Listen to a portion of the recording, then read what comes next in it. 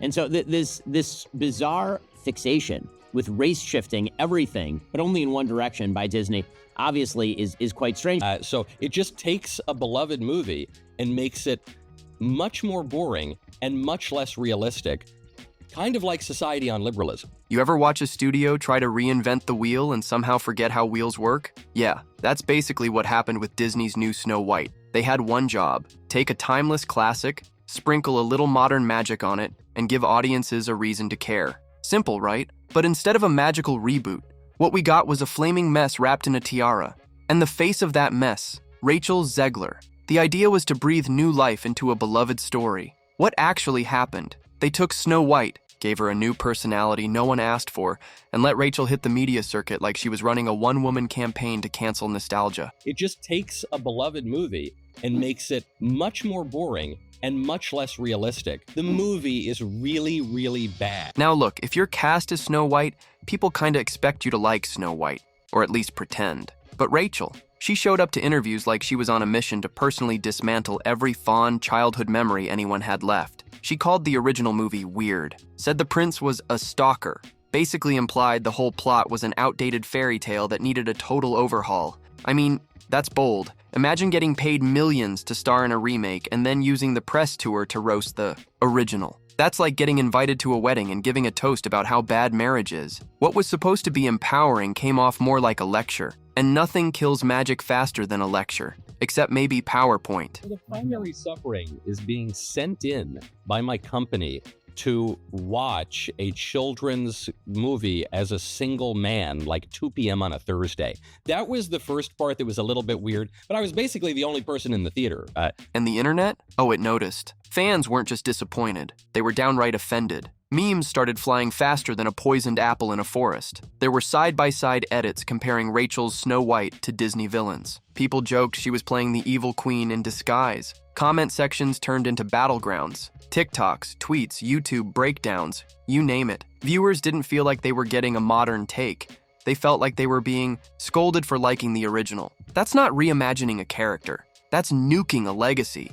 And it only got worse every time she opened her mouth. The more Rachel talked, the more people tuned out. At one point, it felt like Disney should have just called the movie Not Snow White, the rebranding. Very few people wanted to see this. Even the little kids who like Disney movies, even they don't seem to be turning up in droves for the movie because the movie is really, really bad. Just when it seemed like the flames might die down, in walks Ben Shapiro with a blowtorch. The guy walked into a near-empty theater at 2 p.m. on a Thursday, already a cursed vibe, and still managed to come out with the most scathing takedown yet. And look, Shapiro's not exactly known for sugarcoating. He said the movie was boring and lifeless, and that was him being polite. He dragged the pacing, the tone, the soullessness of the remake, but he didn't stop there. He took aim at Rachel directly, not in a screaming match kind of way, more like a dissection, cold, clinical, brutal. He pulled quotes from her interviews and basically asked the question everyone was thinking. If you hate this story so much, why are you starring in it? And honestly, he wasn't wrong. And so I've got some bona fides here on being fair. The movie was absolutely terrible. You ever see a movie where everything that could go wrong did go wrong, and then someone accidentally hit record anyway? That's what this Snow White remake was behind the scenes. From the outside, Disney wanted this to be their next big win. Internally, it sounded more like controlled chaos. Let's start with the script. Word started leaking that the story was being rewritten. Not once, not twice, but multiple times. That's never a good sign. You don't need to be a Hollywood insider to know that when your fairy tale keeps changing, the magic usually gets lost in the edits. Writers were apparently scrambling to strike the balance between modern and empowering, and actually fun to watch. Spoiler alert, they didn't find it. Then came the on-set tension. Rumors swirled about Rachel Zegler and Gal Gadot not exactly getting along. And I mean, who's shocked? One was playing the evil queen. The other was giving interviews that made her sound like she wanted to burn the whole storybook. That set must have had more passive-aggressive energy than a family dinner during the holidays. In every way that the movie differed from the beloved 1937 original, it was worse. Now normally, when a movie is on shaky ground, studios go into full PR spin mode. Big trailers, emotional interviews, red carpets with forced smiles. But for this film, Disney basically vanished. Promotional events were delayed, scaled back, or just flat out canceled. That's not just odd, that's a red flag the size of Cinderella's castle. And Rachel, She wasn't helping.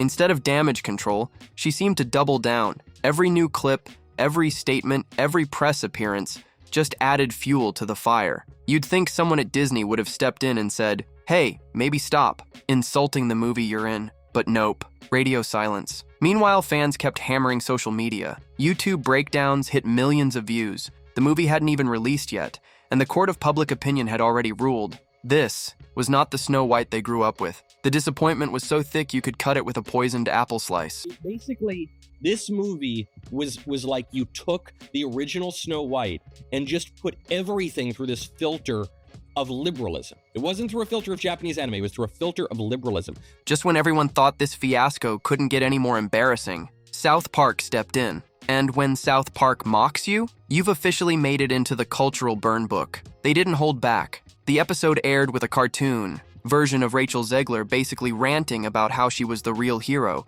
insulting everyone around her, and turning the set into a one-woman TED Talk. It was exaggerated, sure, but not by much. That's what made it sting. The parody was so close to reality, people couldn't even tell if it was satire or a documentary with better animation. Fans didn't just laugh, they clipped it, they memed it, they used it as Exhibit A in the case against this entire remake. When a cartoon makes a better version of your movie than the movie itself, that's game over. So from the casting to the class politics, the regime politics, everything about it was liberal. Now back to Shapiro. His takedown of the film wasn't just a one-off comment. It was a full segment. He dissected the situation like a surgeon with a grudge. From the reworked storyline to the casting choices, from the bland production design to the forced messaging. He called it a soulless identity crisis of a movie, and he wasn't wrong. But here's the part that really hit. He pointed out the disconnect between Disney and its audience. While fans were asking for enchantment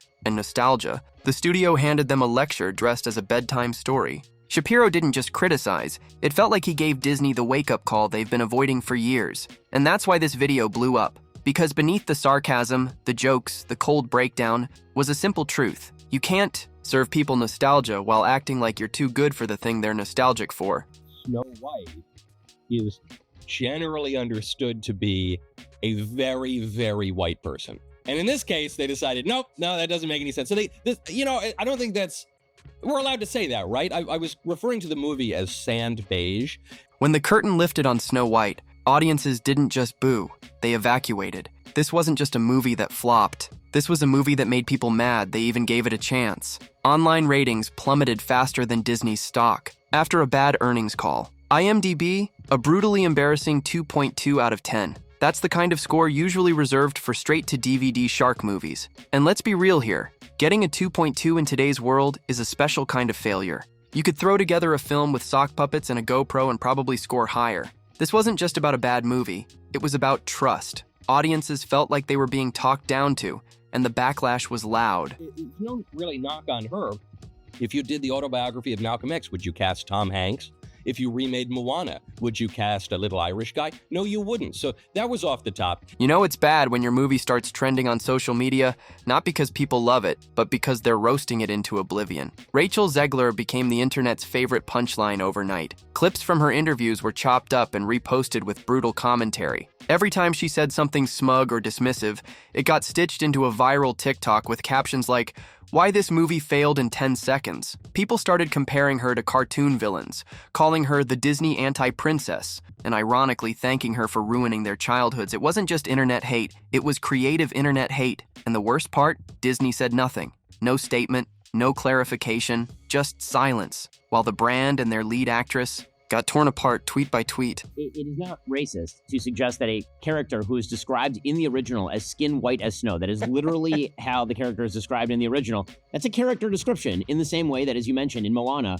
Let's talk about Disney for a second, because while Rachel was out front taking the heat, the studio was standing awkwardly in the background like they'd just accidentally set the kitchen on fire and were hoping no one noticed the smoke. This isn't just about one movie. Snow White was supposed to be part of Disney's larger legacy remake strategy, a series of updated classics meant to pull on nostalgic heartstrings while pulling out wallets. But this project, it lit that whole strategy on fire. Suddenly, people weren't just dragging Snow White. They were reevaluating all the live-action remakes, The Little Mermaid, Peter Pan and Wendy, even Pinocchio. The conversation shifted from, That one didn't work to, has Disney completely lost the plot? Audiences didn't just lose interest, they lost faith. This bizarre fixation with race shifting everything, but only in one direction by Disney, obviously is quite strange. Now let's talk about Rachel Zegler herself, because this wasn't just a PR mess. This was a reputation implosion in real time. She went from being one of Hollywood's rising stars,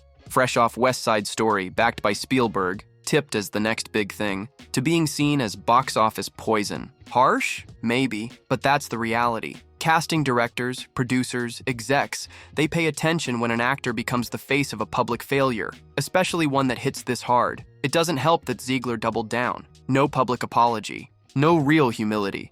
Just more confident interviews that, if anything, made the situation worse. She didn't read the room, she took a mic and tried to argue with it. And in Hollywood, that gets remembered. I want to get to bits of it because obviously this was a big thing for Rachel Zegler, the star of the film. It was a big thing for all the left-wingers who made the movie. Now here's where things got even more interesting. While most A-listers kept their mouths shut because no one wants to be next, a few voices did start weighing in. Some subtly, others not so subtly. You had YouTubers, actors, and influencers commenting without naming names. Stuff like, respect the classics or don't sign the contract. Or, you don't have to agree with the role, but you do have to play it. Shade? Oh, absolutely. And then there were fan-favorite actors subtly throwing support behind the original film, posting old Snow White clips, quoting lines, calling it a treasure that shaped generations. Translation: we're not with her on this. Even if they weren't calling out Zegler directly, the industry started distancing itself.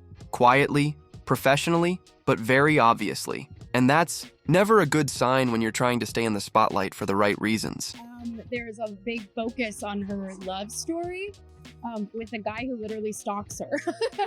At the end of the day, it wasn't just Ben Shapiro or South Park or the YouTube critics that shut this down. It was the fans. They didn't want politics. They didn't want lectures. They wanted a little bit of magic, a little bit of nostalgia, and a story that respected where it came from. What they got instead was a mess that told them their memories were outdated, and they responded by walking away. No amount of marketing can fix that. No flashy trailer or re-edit can bring those people back. Because once fans feel disrespected, they stop showing up. And when fans stop showing up, studios listen because money talks, and Snow White, it wasn't talking. It was whispering into an empty theater. It's one of those things that I think everyone's going to have their assumptions about what it's actually going to be, but it's really not about the love story at all, which is really, really wonderful. And whether or not she finds love along the way is anybody's guess until 2024. All of Andrew's scenes could get cut. Who knows? It's Hollywood, baby. So what do you call a Disney princess movie that crashes and burns before it even leaves the gate? A cautionary tale. Because that's what Snow White 2025 is now. Not a reimagining, not a fresh take, but a big budget reminder of how fast a dream can turn into a disaster when no one reads the room. Rachel Zegler wasn't just miscast. She was mismatched with the audience. She showed up to play a character people loved, then spent the entire press run acting like she hated her. And the fans? They didn't just notice, they took notes. The legacy of this movie won't be about visuals or storytelling. It'll be about how not to promote a film, how not to handle backlash, and how quickly public goodwill can turn on you when you act like you're too good for the role you signed up for. They replace the prince with a common criminal. So there is a prince-like figure, but he's no longer a prince, he's a criminal. And I think this plays first into the class politics of the left, which hates even the very idea of aristocracy or nobility. Now maybe, just maybe, this is the wake-up call Disney needs. Maybe they'll realize that updating a classic doesn't mean insulting it, that progress doesn't have to come at the cost of storytelling, and that audiences aren't out here begging for lectures. They just want to feel something again. Because at the end of the day, people don't go to a Snow White movie to hear about social messaging. They go for a little magic, a little wonder, and a break from everything else. They go to escape, not to debate. If Disney can't figure that out, this won't be the last time one of their golden franchises goes down in flames. It'll just be the blueprint for the next big budget flop. She's right. They clearly want to diminish the love story. I think after the backlash from those comments a year and a half ago, whenever they were, they did beef up the love story a little bit, but nevertheless, he plays an ancillary role. And you see this in the fuller scope of the politics. As for Rachel Zegler, she's got a long road ahead. Hollywood doesn't forget flops like this. Studios may smile in public, but behind the scenes, they're already shifting strategies. Recasting, shelving projects, pulling offers quietly. No headlines, just decisions. Can she bounce back? Sure. People love a comeback, but she's going to have to do what she didn't do here. Listen, to fans, to feedback, to the fact that playing a beloved role comes with responsibility, not just screen time. She didn't just lose a PR battle, she lost trust, and that's a lot harder to earn back than a paycheck. One of the most annoying contrivances of Hollywood in the last 10 years is the notion that a woman can physically beat up a man. You saw it in Star Wars, you see it in practically every movie out of Hollywood, and they go for that. If there's one thing we've learned in all this, it's that when Hollywood goes wrong, it doesn't go quietly. This Snow White disaster is just the latest in a long line of celebrity meltdowns, studio misfires, and ego-fueled crashes dressed up as bold vision. But don't worry, it won't be the last. So if you thought this fairy tale was wild, wait until you see what's next. Because in Hollywood, every flop opens the door to the next headline, and something tells me the next one is already warming. Up off stage. If you got a kick out of this breakdown, make sure to like the video, subscribe to the channel, and ring that bell so you never miss when Hollywood drops the ball again.